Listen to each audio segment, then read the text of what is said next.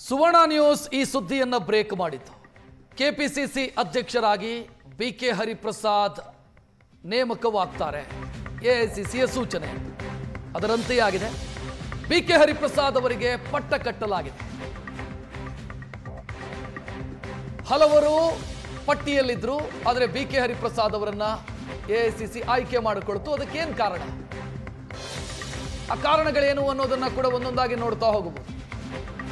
ಒಕ್ಕಲಿಗ ಸಮುದಾಯದವರು ಮುಖ್ಯಮಂತ್ರಿ ಆದರೆ ಹಿಂದುಳಿದ ವರ್ಗದವರು ಕೆಪಿಸಿಸಿ ಅಧ್ಯಕ್ಷರಾಗಬೇಕು. ಆಗ ಕ್ಯಾಸ್ಟ್ ಕಾಂಬಿನೇಷನ್, ಜಾತಿ ಲೆಕ್ಕಾಚಾರಗಳು ಹೊಂದಾಣಿಕೆಯಾಗುತ್ತೆ ಅನ್ನೋ ಲೆಕ್ಕ.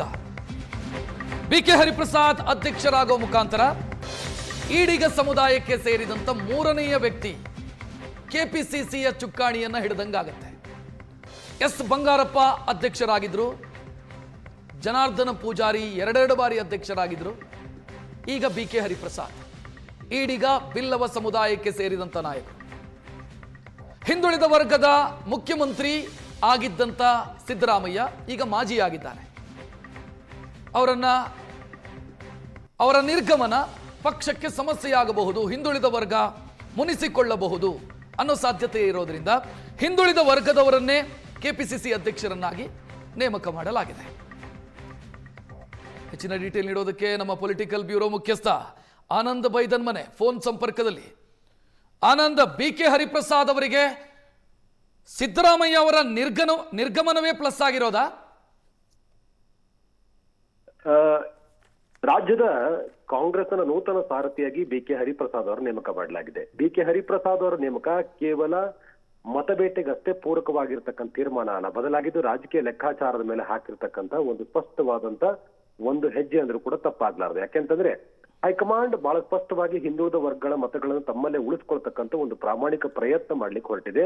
ಹರಿಪ್ರಸಾದ್ ಮೂಲಕ ಅದನ್ನ ಸಾಬೀತುಪಡಿಸುವಂತ ಎಲ್ಲ ಪ್ರಯತ್ನಗಳನ್ನು ಕೂಡ ಕಾಂಗ್ರೆಸ್ ಮಾಡುವಂತ ಪ್ಲಾನ್ ಅನ್ನ ಮಾಡಿದೆ. ಯಾಕಂದ್ರೆ ಹಿಂದುಳಿದ ವರ್ಗ ಸೇರಿರ್ತಕ್ಕಂಥ ಮಾಸ್ ಲೀಡರ್ ಅಹಿಂದ ನಾಯಕ ಸಿದ್ದರಾಮಯ್ಯರ ನಿರ್ಗಮನದ ಬಳಿಕ ಆ ಸಮುದಾಯ ತಮ್ಮನ್ನೇ ಉಳಿಸ್ಕೊಳ್ಬೇಕು ಅಂತಕ್ಕಂಥ ನಿಟ್ಟಿನಲ್ಲಿ ಈ ತೀರ್ಮಾನ ಮಾಡಿದೆ ಅಂತಕ್ಕಂಥದ್ದು ಬಹಳ ಸ್ಪಷ್ಟ. ಯಾಕಂದ್ರೆ ಒಕ್ಕಲಿಗರು ಈಗಾಗಲೇ ಮುಖ್ಯಮಂತ್ರಿ ಆಗಿದ್ದಾರೆ. ಇನ್ನೊಂದು ಬಹಳ ಮುಖ್ಯವಾಗಿ ಇಲ್ಲಿ ವಿಚಾರ ಪರಿಗಣಿಸಬೇಕಾಗಿರ್ತಕ್ಕಂಥದ್ರೆ ಸಿದ್ದರಾಮಯ್ಯ ಬಣವನ್ನ ಸಂತುಷ್ಟಿಗೊಳಿಸ್ತಕ್ಕಂಥ ಪ್ರಯತ್ನವೂ ಕೂಡ ಇದ್ರ ಹಿಂದಿದೆ. ಯಾಕಂತಂದ್ರೆ ಸಿದ್ದರಾಮಯ್ಯ ಬಣ ಸಚಿವ ಸಂಪುಟದಲ್ಲೂ ಕೂಡ ಪ್ರಾಬಲ್ಯ ಮೆರೆದಿದೆ, ಸ್ಪೀಕರ್ ಹುದ್ದೆಯನ್ನು ಕೂಡ ಪಡೆದುಕೊಳ್ತಾ ಇದೆ.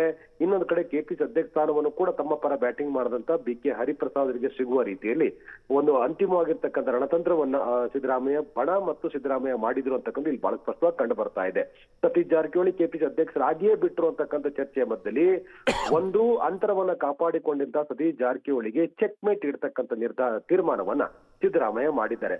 ರಾಜಕೀಯ ಅಂತರ ಕಾಪಾಡಿಕೊಂಡು ಸತೀಶ್ ಜಾರಕಿಹೊಳಿ ಅವರಿಗೆ ಸಿಗಬಹುದಾಗಿದ್ದಂತ ಅತ್ಯಂತ ಪ್ರಬಲವಾದ ಹುದ್ದೆಯನ್ನ ಒಂದಷ್ಟು ದೂರ ಸರಿಸುವ ಪ್ರಯತ್ನವನ್ನ ಸಿದ್ದರಾಮಯ್ಯ ಬಣ ಮಾಡಿದೆ ಅಂತಕ್ಕಂಥ ವಿಶ್ಲೇಷಣೆ ಕೂಡ ನಡೀತಾ ಇದೆ. ಅದರ ಮುಂದುವರೆದ ಭಾಗವೇ ಸಿದ್ದರಾಮಯ್ಯ ಪರವಾಗಿ ಅತ್ಯಂತ ಗಟ್ಟಿ ಧ್ವನಿಯನ್ನು ಮೊಳಗಿಸಿದಂತ ಬಿಕೆ ಹರಿಪ್ರಸಾದ್ ಪಕ್ಷದ ಸಾರಥ್ಯವನ್ನು ವಹಿಸಿಕೊಳ್ತಿದ್ದಾರೆ. ಆ ಮೂಲಕ ಮುಖ್ಯಮಂತ್ರಿ ಆಗಿರ್ತಕ್ಕಂಥ ಡಿ.ಕೆ. ಶಿವಕುಮಾರ್ ಮತ್ತು ಬಿಕೆ ಹರಿಪ್ರಸಾದ್ ಈ ಕಾಂಬಿನೇಷನ್ ಇದ್ರ ಒಳಗಿರ್ತಕ್ಕಂಥ ತೊಳಲಾಟ ಮತ್ತು ಆಂತರಿಕವಾಗಿರ್ತಕ್ಕಂಥ ಒಂದಷ್ಟು ವ್ಯತ್ಯಾಸಗಳನ್ನೆಲ್ಲವೂ ಕೂಡ ರಾಜಕೀಯ ವಲಯದಲ್ಲಿ ಬೇರೆ ಬೇರೆ ರೀತಿಯಾಗಿ ವ್ಯಾಖ್ಯಾನ ಮಾಡ್ತಾ ಇರುವಂತ ಈ ಸಂದರ್ಭದಲ್ಲಿ ಹರಿಪ್ರಸಾದ್ ಅವರ ನೇಮಕ ಅಂದ್ರೆ ಇದು ಕೇವಲ ರಾಜಕೀಯ ಲೆಕ್ಕಾಚಾರ ಅಷ್ಟೇ ಅಲ್ಲ, ಇದು ಬಣ ಬಡಿದಾಟ ಅಥವಾ ಮುಂದೆ ಆಗಬಹುದಾಗಿರ್ತಕ್ಕಂಥ ಒಂದಷ್ಟು ಅನಾಹುತಗಳಿಗೆ ಒಂದು ಅಂತಿಮವಾಗಿರ್ತಕ್ಕಂಥ ಮದ್ದು ಅರಿತಕ್ಕಂಥ ಪ್ರಯತ್ನವನ್ನು ಹೈಕಮಾಂಡ್ ಮಾಡಿದೆ ಅಂದ್ರೂ ಕೂಡ ತಪ್ಪಾಗ್ಲಾರ್ದು.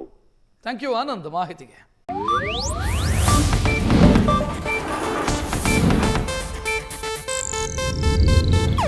ಇದು ಏಷ್ಯಾನೆಟ್ ನ್ಯೂಸ್ ನೆಟ್ವರ್ಕ್ ಪ್ರಸ್ತುತಿ.